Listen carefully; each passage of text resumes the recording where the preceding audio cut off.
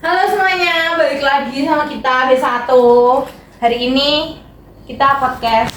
Ya, karena di materi sebelumnya kan kita sudah teman-teman kita yang lain sudah menjelaskan menggunakan PPT dan juga menggunakan video.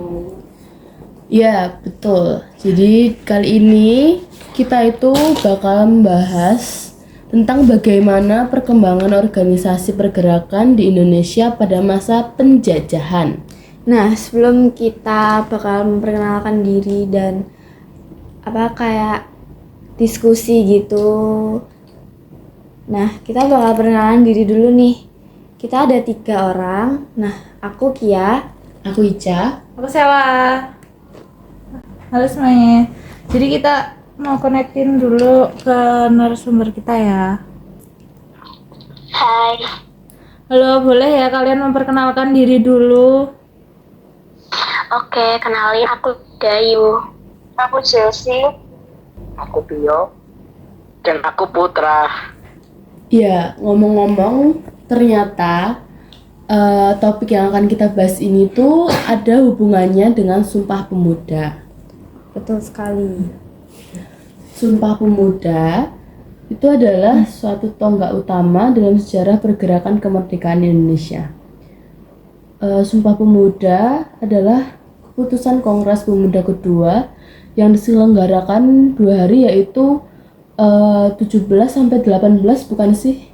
Bukan dong. Kalau misalnya Sumpah Pemuda itu diselenggarakan tuh tanggal 27 sampai 28 Oktober 1928 di Batavia. Oh gitu. Iya. Terus gimana sih perkembangan organisasi pergerakan di Indonesia pada masa penjajahan? Nah, Indonesia ini menjadi salah satu bangsa yang dijajah dan ditindas, dan ini membuat masyarakat semakin gencar untuk melakukan perlawanan. Perlawanan rakyat Indonesia telah dimulai sejak penjajahan Hindia Belanda. Perlawanan yang dilakukan masih bersifat kedaerahan juga nih. Paham kebangsaan atau nasionalisme kemudian tumbuh dan menjelma menjadi sarana perjuangan yang sangat kuat.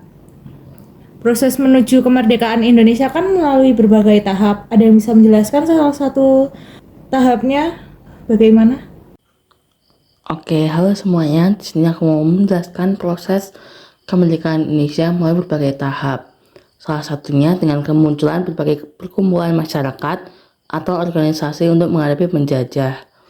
Pergerakan untuk menentang masih bersifat kedaerahan hingga pada tahun 1908 mulai lahir organisasi modern. Bangsa Indonesia sadar salah satu penyebab kegagalan adalah perlawanan yang bersifat kedaerahan. Nah, selanjutnya ada faktor penyebab pergerakan nasional. Pergerakan nasional menjadi wujud protes atas penindasan kaum kolonial kepada rakyat di Indonesia. Nah, buat materi kelanjutannya nih, apa ya? Aku nih kurang ngerti deh. Aku bantu jelasin ya. Jadi, para pemuda dari berbagai daerah itu berikrar Sumpah Pemuda di tanggal 28 Oktober tahun 1928 sebagai salah satu bukti persatuan rakyat Indonesia untuk memperjuangkan kemerdekaan. Ikrar itu merupakan tekad untuk memulai jalan baru untuk mengusir penjajah melalui perjuangan pergerakan nasional. Oke, jadi aku bakal bahas tentang politik etis nih.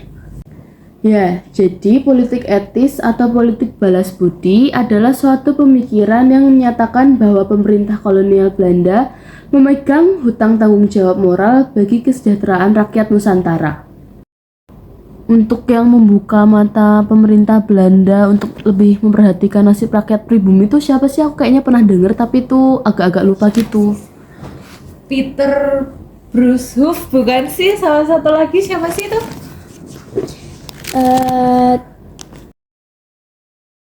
Van Deventer yang membuka mata pemerintahan nih. Jadi ada 2 orang. Oh, jadi Peter Bruce Hoof sama Van Deventer ya yang Iya, membuka mata pemerintah itu. Maaf ya guys kalau kita salah dalam pengucapannya. Iya, jadi seingatku itu Mereka berargumen, pemerintah Belanda telah begitu lama mengambil untung besar dari wilayah jajahan. Sementara rakyat pribumi menderita, hutang kehormatan harus dilunasi. Maka, pemerintah Belanda memiliki kewajiban moral untuk melakukan balas budi melalui kesejahteraan penduduk. Pada 1863, sistem tanam paksa dihapuskan dan pemerintah Belanda mulai menerapkan sistem ekonomi liberal. Pada 1901, Ratu Belanda siapa ya itu? Yang mana? Itu yang kebijakannya itu disebut dengan politik etis itu. Wilhelmina bukan sih? Siapa? Iya kan Wilhelmina? Oh iya, Ratu Belanda Wilhelmina itu mengeluarkan kebijakannya yang disebut dengan politik etis. Tapi ternyata politik etis berdampak positif juga tahu bagi bangsa Indonesia. Kalian tahu nggak? Politik etis berdampak positif bagi bangsa Indonesia. Pada bidang pendidikan, politik etis melahirkan golongan terpelajar dan terdidik, seperti Sutomo atau Wahidin Sudirohusodo yang kemudian membangun organisasi-organisasi nasional seperti di Utomo, Serikat Islam. Ada 3 bidang nih yang dipakai dalam politik etis. Yang pertama ada irigasi atau pengairan.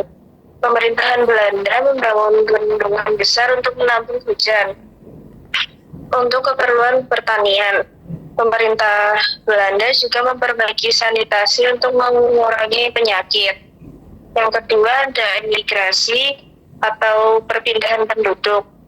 Pemerintahan Belanda membuat pemukiman baru di Pulau Sumatera dan memindahkan rakyat untuk pemerataan penduduk di Jawa dan Madura.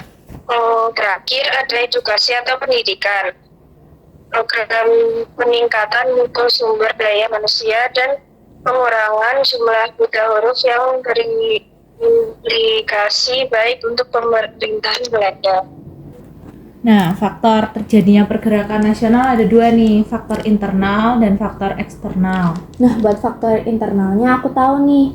Faktor internal itu ada 4, yaitu munculnya kebijakan politik etis, perjuangan kedaerahan, rasa senasib sepenanggungan, dan perkembangan organisasi etnis, kedaerahan, dan keagamaan. Tapi yang buat faktor eksternalnya aku nggak tahu nih. Kalau misalnya ada yang tahu boleh dijawab ya. Oke, ini aku bantu jawab ya untuk faktor eksternalnya. Jadi yang pertama ada berkembangnya paham baru seperti demokrasi, liberalisme, komunisme, nasionalisme, dan panislamisme. Terus yang kedua ada kemenangan Jepang atas Rusia di tahun 1905. Dan yang ketiga ada lahirnya pergerakan nasional di wilayah Asia dan Afrika seperti Tiongkok, India, Filipina, Turki, dan Mesir. Kalian pada tahu nggak sih soal Gedung Yustovia pada tahun 1920? Kalau aku sih kurang tahu ya. Tahu? Apa itu? Peninggalan bagi kebangkitan nasional Indonesia bukan sih? Tapi kayaknya nggak cuman itu nggak sih? Itu bener sih, cuman kayaknya penjelasannya kurang lengkap deh. Ada yang bisa bantu nggak ya? Coba aku bantu jawab ya. Jadi Gedung bekas Stovia adalah sekolah kedokteran khusus pribumi yang dijadikan Museum Kebangkitan Nasional di Jakarta. Museum ini adalah pengingat perjuangan rakyat Indonesia untuk memperjuangkan kemerdekaan. Tonggak pergerakan nasional yaitu 20 Mei 1908 yang selalu diperingati sebagai Hari Kebangkitan Nasional merupakan hari lahir Budi Utomo. Nah, Mbak Sandra tuh ada memanfaatkan organisasi bentuk Jepang. Nah, kelompok ini sering disebut kolaborator karena mau bekerja sama dengan penjajah. Sebenarnya cara ini bentuk perjuangan diplomasi. Nah, ini kan ada tokoh-tokohnya. Ada yang tahu nggak tokoh-tokohnya siapa? Aku tahu. Aku.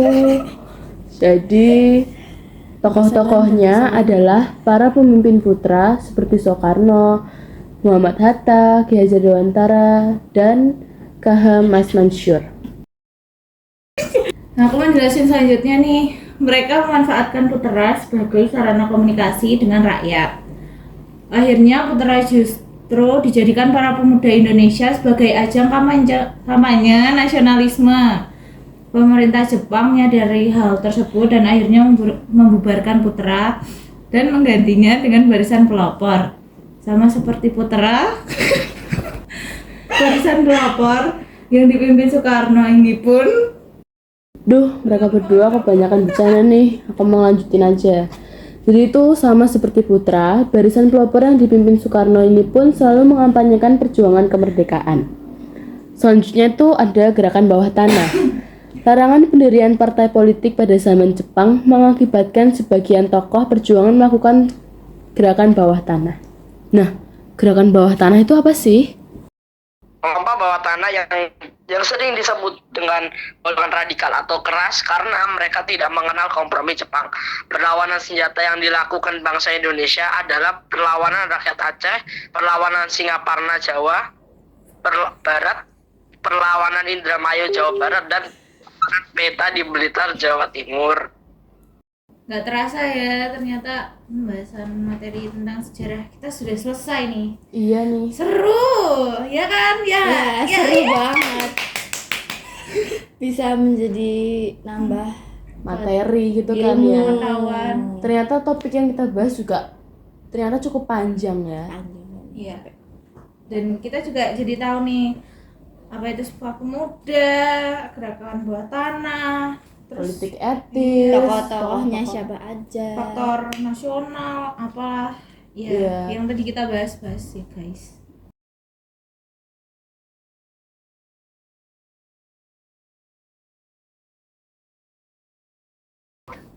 Oke, makasih juga ya. Aku udah kalian undang buat ikut diskusi bareng kalian. Seru-seru. Lain kali ajak aku lagi ya. Oke, pastinya dong.